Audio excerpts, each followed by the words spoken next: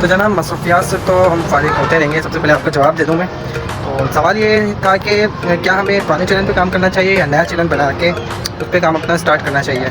पुराने चैनल पे अगर आपके 125 सब्सक्राइबर है, ठीक है, और इसके अलावा अगर कोई और भी किसी और के भी इससे कम या ज़्यादा सब्सक्राइबर है, तो आपने पुराने चैनल पे काम करना बेहतर होगा। वो इसलिए कि एक तो आपको पहले से मिल चुके सब्सक्राइबर का फ़ायदा होगा, और दूसरा ये कि आप पुराने चैनल की ब्रांडिंग कंटेंट को इम्प्रूव करने के लिए नई वीडियोस डाल सकते हैं, ताकि धीरे धीरे अपनी ऑडियंस को इंगेज कर सकते हैं। जबकि नए चैनल का फ़ायदा ये होगा कि आप स्टार्टिंग में स्टार्ट करेंगे, फ्रेशली स्टार्ट करेंगे और फ्रेशली उस पर काम करेंगे। लेकिन पुराने चैनल में फ़ायदा ये है कि आपको पुराने सब्सक्राइबर भी एक तो मिल जाएंगे, और दूसरा ये कि आपको टाइम और एफर्ट पर भी फ़ायदा हो सकता है अगर आप उसकी चैनल की ग्रोथ पे अगर आप ध्यान देते हैं। तो करना क्या है, बस आपने चैनल की ऑप्टिमाइजेशन करनी है। चैनल का जो पिछला थीम वगैरह है, कलर वगैरह, उसे आपने चेंज करना है। और आज के दौर में यानी कि अभी के टाइम का जो रिलेटिव आपके चैनल के हिसाब से, आपके टॉपिक के हिसाब से थीम वगैरह और उसका कलर, इसका नाम वगैरह चेंज करना पड़े तो आप चेंज कर दें उसे आज के दौर के हिसाब से। अगर क्योंकि पुराना चैनल है तो पुराना ही उसमें सब कुछ होगा, अभी का उस पर अपडेट कर दें। और उसके अलावा अपने कंटेंट हाई क्वालिटी का बनाना है और प्रॉपर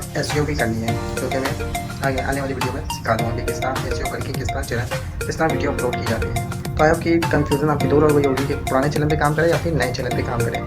फिर मिलते हैं आने वाली नेक्स्ट वीडियो में कि यूट्यूब पे वीडियो कैसे अपलोड की जाती है एसईओ करके प्रॉपर। Next video.